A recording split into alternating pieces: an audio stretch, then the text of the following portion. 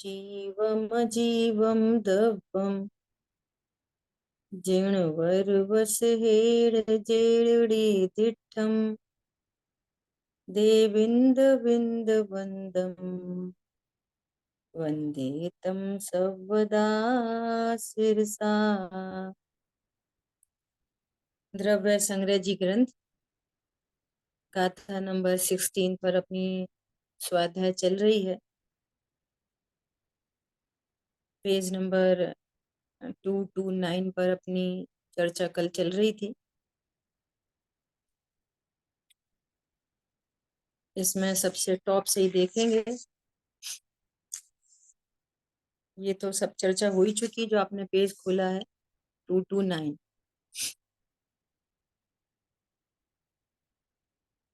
यहीं पे चर्चा चल रही थी कुशल भाई। 228 के एंड में थे अपन, यहाँ पर थे। ये 228 पर हो गई थी। ठीक है। हाँ, 229 पर अपने को चर्चा करी। पहले ही पैराग्राफ है। कर्म का बंध उद्गल की व्यभाव व्यंजन पर्याय, और फिर आत्मा की पर्याय में होते दया दान के परिणाम और काम क्रोध के परिणाम आत्मा की मूल वस्तु नहीं है। देखो, दया दान के परिणाम, काम क्रोध के परिणाम, शुभ अशुभ भाव, ये मूल वस्तु नहीं है। अब लॉजिक दे रहे हैं क्या? यदि मूल वस्तु में हो तो विकार कभी दूर न हो। क्या बोला? यदि मूल वस्तु में हो, मूल वस्तु में ज्ञान है तो ज्ञान कभी नाश नहीं होता। ज्ञान मेरा स्वभाव है, आनंद स्वभाव है। लेकिन ये शुभ अशुभ परिणाम, दया दान आदि के परिणाम, काम क्रोध के परिणाम, ये स्वभाव नहीं है, नंबर एक। और मूल वस्तु में भी नहीं है, नंबर दो। इसलिए ये दूर हो सकते हैं, नंबर तीन। ठीक है। इसके स्वभाव दृष्टि से विकार को अभूतार्थ गिन कर उद्गल की विकारी व्यंजन पर्याय कह दी। ये प्रयोजन साधने के लिए, प्रयोजन साधना है ना अपने को।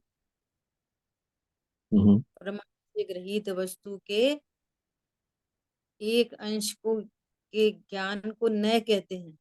तो किस अंश को? वो ध्रुव अंश। ध्रुव अंश है वो मैं हूं, और वो अंश नहीं फिर अंशी कहलाता है। मैं तो हूं, और ये जो विकारी पर्याय हैं ये मेरा स्वभाव नहीं, और इनको पुद्गल का कहकर, अभूतार्थ कहकर अपने प्रयोजन की सिद्धि की है। संस्थान भेद वगैरह पुद्गल की अवस्था है। संस्थान तो स्पष्ट ही पुद्गल की अवस्था, जो शरीर के आकार आदि हैं, वो तो पुद्गल की विभाव व्यंजन पर्याय है ना। हाँ जी। आया पंचक्की से नहीं हुआ, उस समय भी भेद रूप अवस्था पुद्गल के कारण है। ये चर्चा हुई थी। यथार्थ, हाँ, वस्तु स्वरूप को एकदम यथार्थ जानना। अब देखो आगे कितनी बढ़िया बात बता रहे हैं, एकदम प्रैक्टिकल अप्रोच। अज्ञानी जीव संयोग को मानता है। अब इसका उल्टा करो। ज्ञानी जीव संयोग को अपने में नहीं मानता, संयोग को तो संयोग रूप से मानता है। पॉइंट समझ में आया? अज्ञानी जीव संयोग को मानता है एकांत रूप से, और ज्ञानी संयोग को तो मानता है पर अपने में संयोग को नहीं मानता। अब तीसरी बात, जिन्हें ज्ञानी होना है वे संयोग को संयोग में देखें और अपने को अपने में देखें। ये विधि, तीनों में फर्क समझ में आया? या अज्ञानी बता रहे हैं, अज्ञानी जीव संयोग को वो मानता अपना है। मानता है, संयोग को अपना हाँ, मानता है। ज्ञानी अपने संयोग को जानता तो है पर अपने को नहीं मानता। नहीं और मानता। खाली और अब तीसरी तीसरा, बात बहुत इम्पोर्टेंट है। हाँ, तीसरी बात, ज्ञानी संयोग को जानता है, अपना नहीं मानता। हाँ, थर्ड पॉइंट क्या है, जिन्हें ज्ञानी होना है जिन्हें ज्ञानी होना है वो संयोग को अपना अपना नहीं मान, जाने, बस अपना नहीं मानता। ऐसा। ठीक है, संयोग के कारण पर में फेर फार नहीं होता। संयोग के कारण पर में फेर फार नहीं होता। नहीं। अब इस पूरी बात में बहुत समय शक्ति लगानी, पूरा पुरुषार्थ यहाँ लगाना है। चर्म चक्षु से जो दिखे उसका एकदम उल्टा, चर्म चक्षु से तो यही दिख रहा है कि इसकी वजह से ऐसा हुआ, उसकी वजह से ऐसा हुआ, नहीं। ऐसा। बहुत तेज ठंड लग रही थी तो रजाई डाली, तो अब अच्छा लग रहा है। तो रजाई है संयोग, और अच्छा लगना जीव का परिणाम। जीव का परिणाम जीव में, जीव का परिणाम जीव से, और रजाई का परिणाम रजाई में। तो संयोग से पर में कुछ नहीं होता। अब बोलो कितने लोगों को ये स्वीकार होगा कि जब ठंड थी तो रजाई डाली, तो रजाई से गर्मी नहीं आई, रजाई से अच्छा नहीं लगा। बोलो, अब ऐसा लगेगा, फीलिंग तो पूरी पूरी ऐसी ही है। तो ये भ्रम की फीलिंग है, ये अज्ञानता की फीलिंग है, ये व्यामोह है। समझ आ रही बात? जब जीव ने शरीर को नहीं छुआ तो जीव ने रजाई को कैसे छुआ? फिर रजाई से यहाँ पर मेरे चारित्र गुण की पर्याय उत्पन्न हुई है। बोलो, कौन समझ में आ रहा है? भिन्न अरे बोलो, पदार्थ हो जाए, जाए तो भिन्न पदार्थ। ऐसा। मेरे कारण पर में कुछ नहीं होता, पर के कारण मेरे में नहीं होता। और मेरे में दो चीज हैं, एक द्रव्य स्वभाव, एक पर्याय स्वभाव। तो पर्याय भी दो प्रकार की, एक सामान्य और एक विशेष। क्या क्या बोला? मेरे में दो चीज हैं, एक द्रव्य स्वभाव और एक पर्याय स्वभाव। पर्याय में भी दो चीज हैं, एक सामान्य और एक विशेष। तो कौन बोलेगा ये मैंने दो बार दोहरा दिया? फिर अपन देखेंगे फेर फार कहाँ है। अनम्यूट अनम्यूट करके बोलिए प्लीज। द्रव्य, हाँ, द्रव्य में भी दो स्वभाव, एक सामान्य एक विशेष। पर्याय में भी दो स्वभाव, एक सामान्य और विशेष। द्रव्य में ऐसा बोलो, द्रव्य द्रव्य में देखो, एक द्रव्य स्वभाव, एक पर्याय स्वभाव, पर्याय ऐसा। द्रव्य, सॉरी, एक द्रव्य स्वभाव, पर्याय स्वभाव, और पर्याय में सामान्य और विशेष। ऐसा। अब देखो, द्रव्य में तो कोई फेरफार होता ही नहीं। क्या बोला? गुणों में तो कोई फेरफार होता नहीं। सो वे तो निष्क्रिय तत्व है, सदा एक रूप रहने वाला है। तो वहां तो फेरफार कुछ हो ही नहीं सकता, और वहां फेरफार हो तो द्रव्य का ही नाश हो जाए। तो ऐसा कभी होता नहीं। तो फेरफार कहाँ पे होता है? अब सामान्य पर्याय लो, सामान्य पर्याय में सहज जानना जानना जानना उपयोग लक्षण, ये सामान्य पर्याय, यहाँ भी कोई फेरफार नहीं होता। और फेरफार जो दिखता है वो ज्ञान श्रद्धा चारित्र, ये विशेष पर्यायों में होता है फेरफार। क्या बोला?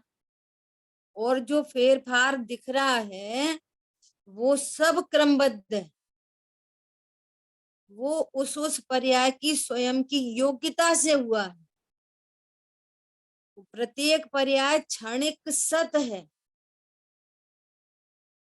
सो वो परिणमन, वो जिसको फेर फार कह रहे हैं, वो उस पर्याय का स्वयं का क्षणिक उपादान है, और इसमें पर कुछ नहीं करता।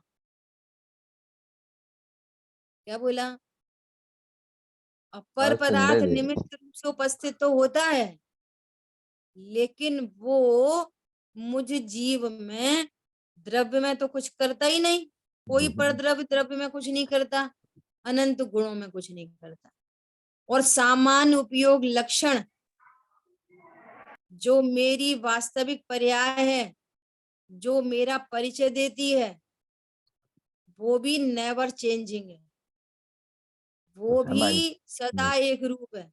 हाँ जी, बहुत सुंदर। और जो फेर फार है वो विशेष पर्यायों में है। वे हम्म, विशेष पर्याय है, ज्ञान श्रद्धा चारित्र्य पर्याय। आ रही बात समझ में? और उन एक दो ज्ञान प्रश्न है दीदी। हम्म तो एक तो फेर इसमें फार ना, तो एक मिनट, किसी में भी पॉसिबल नहीं है। बहुत शोर आ रहा है, तो अपना फोन म्यूट कर लें प्लीज, जहां से शोर आ रहा है। बोलिए, बोलिए। अनम्यूट करके बोलिए। अब मैं अनम्यूट कर रही हूँ तो शोर आ रहा है क्या? हाँ, आपके यहाँ से शोर आ रहा है, बच्चों का या कोई आवाज तो आ रही अच्छा, अगर आवाज नहीं आ रही है तो फिर मैं बाद में पूछ लूंगी। नहीं तो मुझे नहीं, दो प्रश्न ये थे कि एक तो बोलिए। ये कि फेर फार तो हम चाहे द्रव्य पर्याय वो हो या विशेष पर्याय, सामान्य विशेष, दोनों में ही नहीं कर सकते, राइट?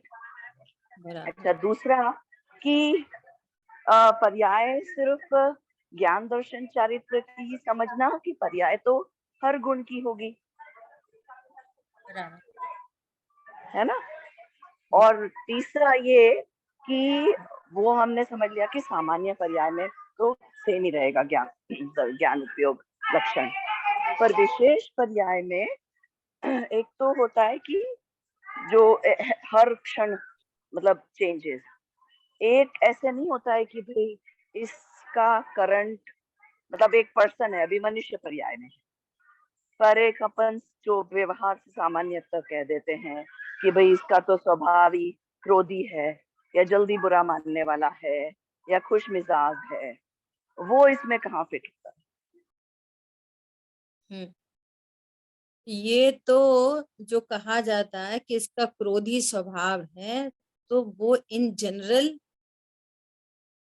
उसको बारंबार वैसा देखने के कारण ये स्वभाव कह दिया जाता है। एकदम लोक व्यवहार में कहा जाता है स्वभाव। वो विकार स्वभाव है, विकारी स्वभाव। वो वस्तु का मूल स्वभाव नहीं, तो पहले ही बात हो गई। वो वस्तु का स्वभाव थोड़ी है, लेकिन उसको भी स्वभाव कह सकते हैं। तो कौन सा स्वभाव कह सकते हैं? विकारी स्वभाव, विकार स्वभाव, विभाव स्वभाव। एक है स्वभाव और एक है विकार, तो विकारी स्वभाव कह सकते हैं। लेकिन स्वभाव को एग्जैक्टली प्रयोग किया जाता है, त्रिकाल रहने वाले स्वभाव, वो वास्तव में जीव का किसी भी द्रव्य का वो वास्तविक स्वभाव है, जो त्रिकाल होता है। तो परंतु उसमें और विशेष किसी स्वभाव में, विशेष पर्याय के स्वभाव में क्या फर्क हुआ? विशेष पर्याय भी तो उसको विशेष विभाव वाली भी पर्याय तो का हो सकती स्वभाव कह देंगे। विशेष पर्यायों में शुद्ध पर्याय भी शामिल होंगी, और विशेष पर्याय में विकारी पर्याय भी शामिल होंगी। तो विशेष पर्याय में उसको विकार स्वभाव कहेंगे, विकारी स्वभाव, विभाव स्वभाव, विभाव, वो विभाव स्वभाव है। और शुद्ध पर्याय हुई वो शुद्ध है। स्वभाव है, प्रकट होने वाला पर्याय में।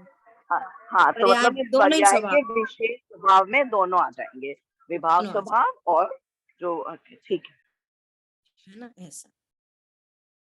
तो अपने को क्या बात करनी थी? बात ये चल रही थी कि इतनी व्याख्या तो हमें सबको समझ में आ गई। अब बात है प्रैक्टिकल अप्रोच की। हमने ये सब समझ लिया कि द्रव्य में कुछ नहीं कर सकते, गुणों में भी कुछ नहीं कर सकते, और सामान्य पर्याय में तो कुछ होता ही नहीं, और विशेष पर्याय भी क्रमबद्ध है, वे भी नहीं अदली बदली जा सकती। ये पूरा अपना थ्योरेटिकल नॉलेज हो गई। ठीक है, अब इसकी प्रैक्टिकल अप्रोच क्या है कि उसी समय किसी अन्य ने ऐसे कुछ शब्द कहे और यहाँ पर क्रोध उत्पन्न हुआ। उसने ऐसा कैसे बोल दिया, हमसे ऐसा बोलते हैं। अब ये क्रोध उत्पन्न हुआ। ऐसे तो हम तो इतनी देर से शांति से बैठे थे, इनकी वजह से क्रोध आ गया, हमारी पर्याय इनने फेर फार कर दी, हमारी शांति को भंग कर दिया। इनकी सूरत देखते से ही अशांति हो जाती है। जब देखो जब हमारी शांति को भंग करते हैं, तो जो अभी अपने थियोरेटिकल नॉलेज ली, तो अब वो यहाँ कहाँ अप्लाई हो रही है? समझ आ गई बात? उसको बराबर से इधर अप्लाई होना। अरे हमने तो स्वाध्याय करी थी, आज ही सुना था कि मुझ में तो पहली बात तो भी शब्द से मेरे में कुछ नहीं हुआ, मेरी स्थापना द्रव्य में कि पर्याय में, तो मेरी स्थापना तो द्रव्य स्वभाव में है, और द्रव्य स्वभाव में कुछ होता नहीं, अनंत गुणों में कुछ होता नहीं। तो मैं तो खोटे शब्दों कि अच्छे शब्दों, मैं तो सदा एक रूप रहता हूं, नो टेंशन। ये द्रव्य का लक्ष्य करते हुए नो टेंशन। अब रही बात पर्याय की, तो पर्याय में जो कुछ भी अशांति हुई, तो यहाँ तो अपन ने ये पढ़ा था कि कोई मेरी पर्याय को फेर फार नहीं कर सकता। यहाँ जो क्रोध की उत्पत्ति हुई है, ये अनादि से फिक्स थी। ये मेरे क्षणिक से वे ये क्षणिक उपादान है, ये विशेष पर्याय है, ये इधर ही उत्पन्न हुई है, ये पर के कारण उत्पन्न नहीं हुई है। इस पर्याय का फेर फार पर ने नहीं किया है। तो बोलो पर को अच्छा कहो ये बुरा कहो, बात ही पूरी खत्म हो गई। पॉइंट समझ में आया? ये अच्छा, अब पर्याय में क्रोध उत्पन्न हुआ, कि पर्याय में मान उत्पन्न हुआ, कि पर्याय में हास्य उत्पन्न हुआ, जो भी पर्याय में उत्पन्न हुआ, तो अपन ने ऊपर पढ़ लिया कि ये तो जीव का मूल स्वभाव नहीं। ऐसा विकार उत्पन्न होने पर भी ये तो मेरा मूल स्वभाव नहीं है, मैं तो अभी भी भगवान आत्मा हूं। कल बात आई थी ना, चिंतन कम हो ज्यादा हो, मैं तो भगवान आत्मा ही हूँ। पर्याय में तीव्र कषाय हो कि मंद कषाय हो, मैं तो भगवान आत्मा ही हूँ। मेरे में तो कोई फेरफार होता ही नहीं। पहले तो ये देखो फेरफार होता कहाँ है। तो पर्याय अदलती बदलती है, लेकिन किसी के द्वारा नहीं अदलती बदलती। सो एग्जैक्टली फेरफार तो कहीं कुछ होता ही नहीं है पूरे विश्व में। बोलो। अब वही वाली बात कि स्वाध्याय तो करते हैं, परिणाम नहीं सुधरते। तो स्वाध्याय तो करते हैं पर विचार नहीं करते, और विचार तो करते हैं, चिंतन तो करते हैं, पर निर्णय नहीं करते। क्या बोला? ये अब किसी के शब्द आए और हमने विचार किया, बात तो सही है, अपनी पर्याय को दूसरे की पर्याय क्या करेगी? तो ऐसे सरल दृष्टांत, बात सुन रही थी। एक टोकरी में एक कच्चा आम रखा था, और उसी फ्रूट बास्केट में एक केला रखा था, और सुबह देखा तो आम मीठा हो गया। तो आम मीठा किससे हुआ? क्योंकि बगल में केला रखा था। केले की मिठास ने आम की खटास में फेर फार कर दिया। बोलो। संभव नहीं। इम्पॉसिबल है। ऐसा कोई नहीं मानता कि वो आम इसलिए मीठा हो गया, पहले तो ग्रीन था, ग्रीन टू येलो हो गया, वर्ण गुण की पर्याय में बदल बदल गई। तो फेरफार किसने किया? क्योंकि केला पीला था, पहले तो वो खट्टा था और अब मीठा हो गया। क्यों? क्योंकि केला मीठा था। पहले तो वो हार्ड था, हार्डनेस थी, अब सॉफ्ट हो गया, क्योंकि उसके बगल में केला रखा था ना, वो वो सॉफ्ट साथ है। था। बोलो। तो तुम्हारी सारी पर्याय को किसने किया? कि दूसरे ने। समझ आ गई बात? हो सकता ये नहीं। है प्रैक्टिकल अप्रोच। ऐसा। और फिर परिणाम उधर को जाएं, उन्होंने करा, तो यहाँ पर फिर वो अगेन तत्व अभ्यास नहीं, ये मेरी पर्याय की योग्यता है, पर ने मेरी पर्याय में कुछ नहीं किया, यहाँ ही पर्याय में योग्यता है। तो वो निर्णय। आम की योग्यता है मिठास रूपण मन की, वो आम की योग्यता अपने से आई है, येलो रूपण मन की, स्पर्श रस गंध वर्ण। ऐसे ही यहाँ जीव की योग्यता है ज्ञान श्रद्धा चारित्र की। वो विभाव हो, वो विकारी भाव हो, वो स्वाभाविक भाव हो, वो उसी की योग्यता है, वो पर में से नहीं आती। ऐसा तो उसके संयोग से दृष्टि हटती है, संयोग नहीं हटते। संयोग तो अपने अकॉर्डिंग है, कर्माधीन विनाशी, लेकिन वो दृष्टि बदल जाती है और एक सहजता उत्पन्न होती है। ऐसा, ठीक है। संयोग आत्मा के फेरफार नहीं करते और आत्मा भी संयोग में फेरफार परिवर्तन नहीं करता।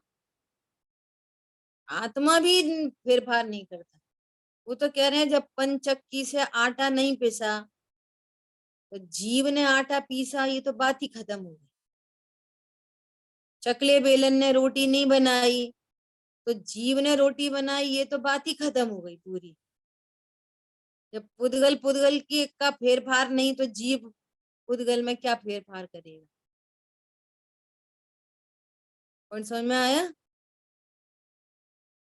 बहुत इंपॉर्टेंट बात है ये। इस लाइन को सामने रख के फिर करो पूरा अभ्यास, और अभ्यास होते हुए फिर एक आवाज निकलेगी, मैं परम अकर्ता, मैं असंयोगी तत्व। ऐसा पर्याय पर्याय रूप प्रणमन करती है। मैं सदा त्रिकाली हूँ, ध्रुव हूँ, परिपूर्ण हूँ, मेरे में कुछ नहीं होता। ठीक है, बोलो। ऐसा स्वरूप न जाना जाए। और किसी ने बहुत बुरा भला कहा, और ये स्वरूप नहीं पता। अब आप उससे बोलो, अरे भैया समता रखो, समता रखो, समता रखो, कोई बात नहीं, कह लेन दो, समता रखो। बोलो, समता रखी जा सकती है? नहीं, समता नहीं रख। रखना कितना कठिन काम है। स्वरूप को जाने भेद देना ज्ञान बस। सरल काम है। क्या बोला? समता में तो कुछ करना पड़ेगा। क्रोध की पर्याय को हटानी पड़ेगी, रोष की पर्याय को हटानी पड़ेगी, द्वेष की पर्याय को हटानी पड़ेगी। अपनी ही पर्याय में दूसरे की बात छोड़ दो। हाँ जी। रोष की पर्याय हटानी पड़ेगी, क्रोध की पर्याय हटानी पड़ेगी, समता की पर्याय लानी पड़ेगी। हाँ जी। इतना काम करना पड़ेगा। अब स्वभाव से पूछो कि वो जीव स्वयं अपनी पर्याय को हटा मिला सकता है क्या? दूसरे की तो बात ही छोड़ दो। नहीं करते, स्वयं भी नहीं। अब ये कितना सरल है, ये कितना सरल काम है। जो कहते हो सबको देख लो, ये कितना सरल काम है। जो संयोग जो कोई पर संयोग है उसको जान लिया, वो शब्द थे उसका ज्ञाता, यहाँ विकार होता उसका ज्ञाता। क्या कहा? और मैं तो परिपूर्ण हूं। और बोल दो भेद से ज्ञायक का ज्ञाता। मैं पना ज्ञायक में, और मैं पन्ना ज्ञायक में है तो नियम से सुख का ओरिजिन चल ही रहा है। सुख उत्पन्न हो गया, वो कंटिन्यूअस बह रहा है। अब समता लानी कहाँ पड़ी रही है, किसी को हटाना कहाँ पड़ रहा है। क्रोध की पर्याय हटो, समता लानी है। बोलो, ये कौन सा काम सरल है? सबको न्यारा न्यारा जानकर अपने को आत्मा जानना सरल है कि सरल क्रोध है, को हटाकर समता को लाना सरल है? मतलब इम्पॉसिबल है। पहला सरल है, दूसरा बोलो, तो असंभव है। दूसरा कठिन नहीं है, असंभव है। कठिन नहीं है, असंभव है। सरल करिया जगत में भविजन को शिव गैल। सरल काम करो, कुछ करना ही नहीं है। ज्यों का त्यों जान लो तत्वों को। मैं जीव तत्व हूं, ऐसा जाना और शांति उत्पन्न हुई। अब आप बोलते रहो शांति रखो, शांति रखो, समता रखो, क्यों क्रोधित हो रहे हो, समता रखो, कुछ नहीं कहा, उसको कह लेने दो, उसने कहा, वो उसका मुंह खराब हुआ, तुम क्यों दुखी होते हो। कितने लाख उपदेश दे दो, 1 करोड़ उपदेश दे दो, मंदिर में ले जाके बिठा दो उसको, शांति विधान करा लो, सिद्ध चक्र विधान करा लो, समता नहीं आ सकती। समझ में आया? और ज्यों का त्यों जान लिया तो समता ही समता समता का है, फिर तो सहज समता ही समता। प्रवाह बहे, समता का सहज प्रभाव, सहज प्रभाव चलता है समता का। क्या सरल है वो क्या कठिन है? सबसे सरल दृष्टांत है से दीदी, देखो। हाँ, सबसे दृष्टांत में सरल। देखो, एक स्फटिक मणि रखी है और उसके नीचे गहरी लाल की पन्नी रखी है, वो गहरा लाल दिख रही, तो उसको नीला रंग करना सरल है कि कठिन है? कर सकते बोलो। नहीं, कर सकते ही नहीं। और उसी समय उसको ट्रांसपेरेंट देखना सरल है कि कठिन है? सरल है, बहुत सरल है। हरी, नीली, पीली, गुलाबी, कैसी भी झलक रही हो, उसी समय ट्रांसपेरेंट देखना सरल है कि कठिन है? ट्रांसपेरेंट देखा तो वो न पन्नी से द्वेष और न वो झलकन से द्वेष, इसमें कुछ है ही नहीं, ना इसके अंदर पन्नी है और ना वो पिंक कलर है, अभी भी ट्रांसपेरेंट है, ये तो अभी भी ट्रांसपेरेंट है। कितना सरल काम है। बोलो, ना किसी को हटाना, ना मिलाना, ना फेर ना फार। बहुत सुंदर दीदी, सुखी होने का उपाय बता दिया। बोलो, कितनी गजब की बात है। और अनादि अनंत ये व्यवस्था है। जैसे जैसे ये स्वाध्याय अपन करते जा रहे हैं, वस्तु स्वरूप सामने आता जा रहा है, कितनी गजब की बात है। आज तक गायक शरीर हरी तो छोड़ो, ज्ञान रूप नहीं हुआ, पर्याय कभी द्रव्य रूप नहीं हुई। बोलो, कितने अज्ञान मोराग देश के परिणाम हो गए, वो न्यारे ही रहे, अनादि से न्यारे ही रहे, न्यारे करने नहीं है। अज्ञान मोराग देश के परिणाम को भी न्यारा करना नहीं है, न्यारा न्यारा जानना है बस। और वे न्यारे हैं तो इसलिए जानना सरल काम है, और मेरा कार्य ही जानने का है। बोलो, शरीर को कुछ करना ही नहीं है, वो तो न्यारा ही है ऑलरेडी, उसको कुछ करना ही नहीं है, न्यारे को न्यारा जान लेना है। क्या प्रॉब्लम है इसमें? शरीर की क्रिया सही करो, बिगाड़ो, सुधारो, कितना कठिन काम। कौन बिगाड़ दे, कौन सुधार दे? समझ में आया? भैया बच्चों को संस्कार दो, कितना कठिन काम है, और उसको अपना बच्चा ही मत देखो, कितना सरल काम है। मैं माँ ही नहीं हूं तो कोई मेरा बच्चा है।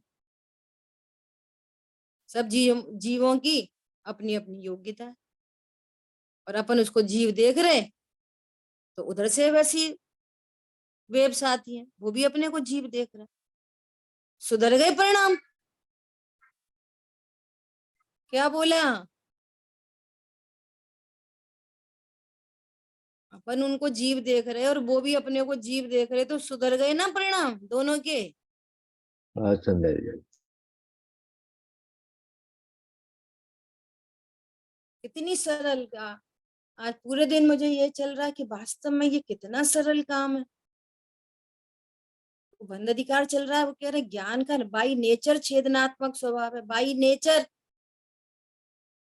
सो भेद विज्ञान भी सिखाना नहीं है, उसको पहले से ही भेद ज्ञान करना आता है ज्ञान को। और उससे महत्वपूर्ण बिंदु ये है कि वो मिली जुली अवस्था में न्यारा न्यारा देख लेता है,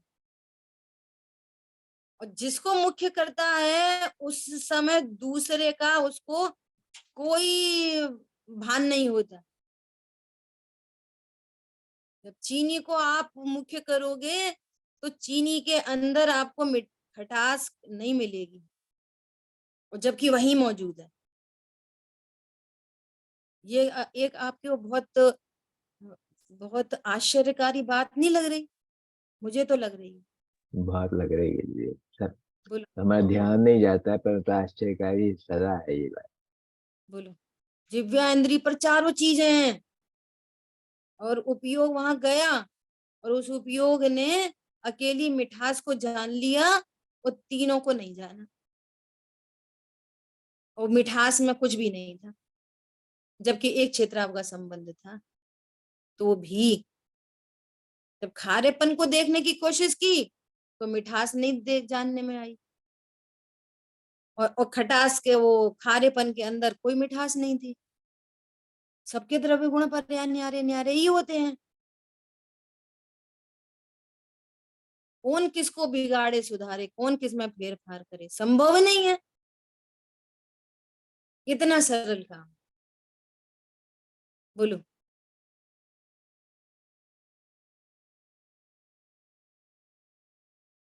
आगे पढ़ते हैं,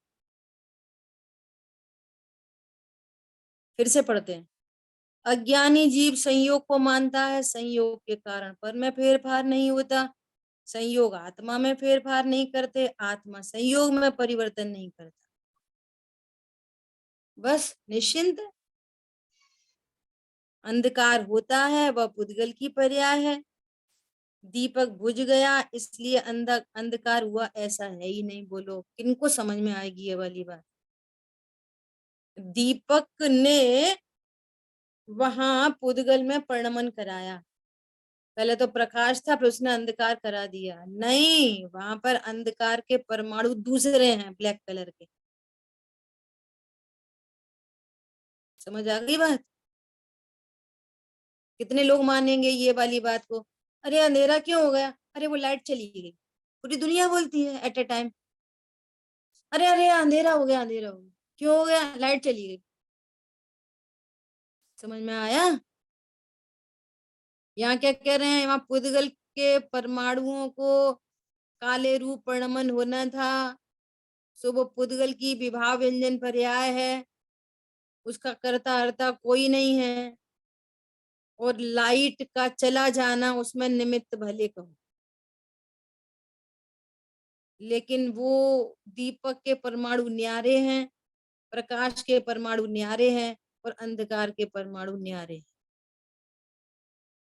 बहुत बोलो। सुंदर जी, बहुत सुंदर। पीछे तो कैसी बात करी गुरुदेव श्री ने कि अपन चल रहे हैं, अपनी छाया चल रही है पीछे पीछे पीछे पीछे। तो क्या वही वही परमाणु थोड़ी चल रहे हैं साथ में? दूसरी जगह फिर परिणमन, फिर परिणमन, फिर परिणमन, परिणमन, फिर हमें वो एक सार ऐसा चलता हुआ दिखाई दे रहा है, छाया चलती हुई दिख रही है। वे सब न्यारे न्यारे परमाणु। बोलो ये सर्वज्ञ भगवान के बिना कौन बताए? उस सर्वज्ञ की बात को जिसने स्वीकार किया है वो बताए। चर्म चक्षु से तो ऐसे ही दिखाई देगा, उल्टा सीधा। ज्ञान से बात सही सही समझ में आती है। ऐसा छाया वृक्ष से नहीं होती। वृक्ष स्थूल स्थूल है, छाया स्थूल सूक्ष्म है। बोलो। वृक्ष से हो तो वृक्ष तो स्थूल स्थूल है, और छाया स्थूल सूक्ष्म है। तो स्थूल स्थूल से सूक्ष्म कैसे होएगी? दूसरा लॉजिक दे दिया। अंगुली के धूप में रहने से छाया दिखती है, वह अंगुली के कारण नहीं है। उसी प्रकार जीव के कारण नहीं है।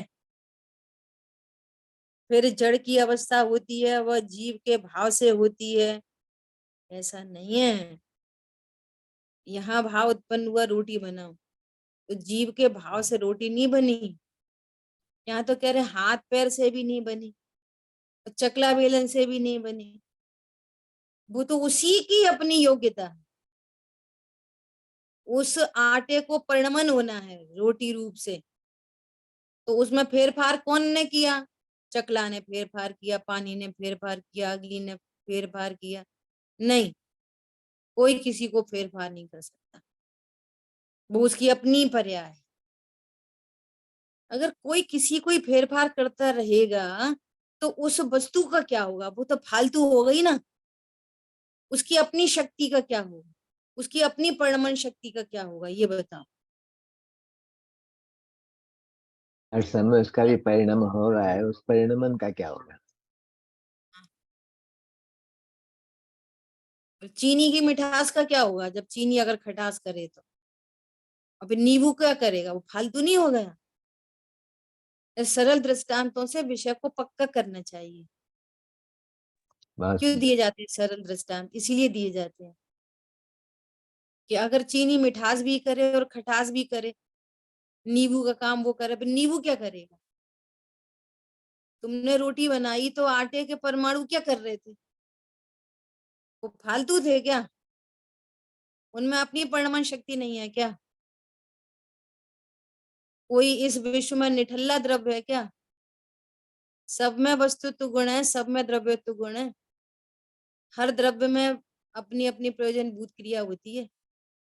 कोई द्रव्य ऐसा नहीं है जिसकी प्रति समय कोई पर्याय न होती हो। 6 सामान्य गुण कितने गजब के हैं, बोलो। वस्तुत्व गुण का क्या होगा? प्रयोज उसका द्रव्यत्व गुण का क्या होगा? त्यागोपादान शून्यत्व शक्ति का क्या होगा?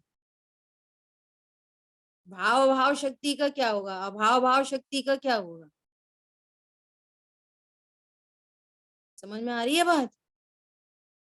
वस्तु व्यवस्था ही बिगाड़ने तैयार है।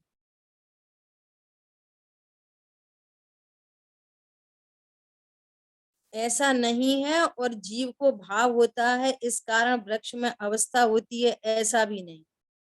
हमने बीज डाला, हमने हमने उगाड़ा, हमने पानी डाला। तुम कौन हो? क्या कर सकते हो? बोलो। पानी कैसे डाला? प्रश्न है, पानी कैसे डाला? आत्मा तो डाल सकता नहीं। बोलो। द्रव्य गुण पर्याय से वस्तु नहीं पकड़ में आए तो ये सब बातें कैसे समझ में आए? कह रहे हैं तू मार नहीं सकता, बचा नहीं सकता। तो कैसे मारा? कैसे तो बचाया? वो तो हम समय पे पहुंच गए, तो हम तो उठा के फटाफट उनको हॉस्पिटल ले गए। तो तुम कौन हो? कौन हो? एक फीलिंग बॉडी, फीलिंग बॉडी। ज्ञान ज्ञान ज्ञान ज्ञान ज्ञान ज्ञान ज्ञान ज्ञान कंटिन्यू हो रहा है। शरीर की क्रिया शरीर में चल रही है। ऊपर द्रव्य को उठाना बिठाना जो कुछ हो रहा है वो उसमें चल रहा है। एक भाव वहां पे चल रहा है, इसकी हेल्प करूं हेल्प करूं हेल्प करूं, ऐसा भाव चल रहा है। ज्ञान सबको जान रहा है और उसी समय में गायक हूँ। तो मैंने क्या किया? मैंने तो कुछ नहीं किया। गायक तो गायक ही रहता है। जानने का काम भी ज्ञान ने किया है, मैंने तो वो भी नहीं किया। और किसी को उठाना बिठाना की तो बात ही छोड़ो, तुम्हारे हाथ पैर ही नहीं है जो तुमने उठा के उसको गाड़ी में रखा। समझ में आई बात?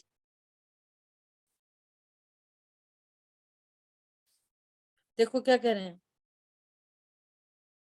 जीव को भाव होता है इस कारण वृक्ष में अवस्था होती है, ऐसा भी नहीं है। इस प्रकार उद्योत आतप वगैरह 10 भेद बताए वे पुद्गल की विभाव व्यंजन पर्याय हैं। अब सुनो। जैसे आत्मा त्रिकाल वस्तु है, उसके ज्ञानादि गुण गुण त्रिकाली हैं, गुण भी त्रिकाली हैं। उसकी ज्ञानादि पर्याय प्रत्येक समय बदलती है। वैसे पुद्गल द्रव्य में स्पर्श आदि त्रिकाली हैं और उसकी प्रति समय पर्याय पलटती है। उन पर्यायों के 10 भेद बताए। द्रव्य गुण कायम रहते हैं, पर्याय नई नई होती है। शब्द बंद वगैरह 10 प्रकार से स्कंदों की अवस्था होती है। उसकी खबर जड़ को नहीं है। जड़ को थोड़ी पता है मैं कौन से स्कंद रूप वर्णन कर रहा हूँ। वह ज्ञान नहीं हो तो चाहिए। क्या नहीं जानता है कि यह पुद्गल की अवस्था है, पुद्गल के कारण होती है। जड़ को नहीं पता कि हम किस रूप से परिणमन कर रहे हैं, लेकिन ज्ञानी जानता है कि यह पुद्गल की अवस्था है, पुद्गल के कारण होती है और वह आत्मा के ज्ञान से जानी जाती है। वह व्यवहार है। आत्मा स्वयं को जानता है, यह निश्चय है। फिर से वही वाली बात आ गई। आत्मा उनको उनको उनको जान रहा है, ये ज्ञेय की तरफ से बात है। वो ज्ञेयाकार है सो ज्ञानाकार है, ये उपादान की तरफ से बात है। और जो ज्ञानाकार है वही तो ज्ञायक है। ये परम शुद्ध निश्चय की बात है। उद्गल अपने कारण 10 प्रकार से स्कंद परिणमते हैं, यह उसका निश्चय है। आत्मा उसको जानता है, ये व्यवहार है, और स्वयं को जानता है, ये निश्चय है। समझ में आ गया? ये निश्चय व्यवहार, निश्चय व्यवहार, निश्चय व्यवहार। बहुत सुंदर जी। ऐसे 2 गाथाओं में पुद्गल का वर्णन किया है ना। अब अपनी आगामी गाथा चलेगी 17 नंबर की गाथा, जो धर्म द्रव्य के स्वरूप को कहने वाली गाथा है ना। इस गाथा को अपन अब कल ही स्वाध्याय में लेंगे, और कल तो अपना प्रोग्राम है, ठीक है। दीदी आपको सब मिल गया उसका इंफॉर्मेशन? हाँ, मैंने कल URL जूम का लिंक आत्मदर्शन के जूम पर है कल, और समय में थोड़ा सा फर्क है, 15 मिनट का। और आप जल्दी भी आना चाहें तो ठीक है। एक्चुअली एक गोष्ठी और भी चल रही है ना, समाधि की गोष्ठी, अब तो वो शुरू हो चुकी है। ठीक है, शेष चर्चा अपन आगे करेंगे। जिन वाणी के ज्ञान से सूझे लोकालोक, सो वाणी मस्तक नमो सदा दे तुम दो। बोलिए द्वारकामयी जिनवाणी माता की जय। जय हो। दीदी आज का प्रवचन बहुत ही लाभदायक है। उन्होंने कहा कि संक्षेप में, पर हमारे लिए तो बहुत अच्छा विस्तार है संक्षेप में। बहुत लाभदायक है। सब लोग उसको बार बार उसका अभ्यास करें और एक निर्णय बनाएं, है ना, उससे अपने कार्य की सिद्धि। जय जिनेंद्र सभी को। जय जय जिनेंद्र।